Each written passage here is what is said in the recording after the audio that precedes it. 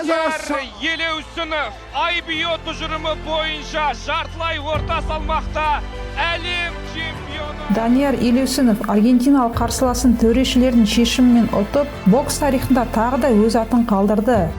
Сәлем, бұл Алға Го арнасы, каналға жазылып лайк бассан бастайық. Елорда төрінде өткен бокс кешінде атой салған Данияр Елеусінов тарихта әлем чемпионы белбеуіне қол жеткізген 5-ші қазақстандық атанды. Бұған дейін кәсіпқой бокста әлем чемпионы титулын Василий Жиров, Геннадий Головкин, Жанат Жақиянов, Бейбіт Шүменов алған болатын. Кездесу Жақсылық Үшкемпіров атындағы жекпе-жек сарайында өтті. Данияр Елеусінов айқасты өте қарқынды бастап, екінші раундта қарсыласын 2 рет нокаутқа жіберді. Үшінші раундта да аргентиналық былғары қолғап шебері нокдаун алды. Барлық раундта отандасымыз жоғары деңгейде өнер көрсетіп, аргентиналық боксшыны қуып жүріп сабады.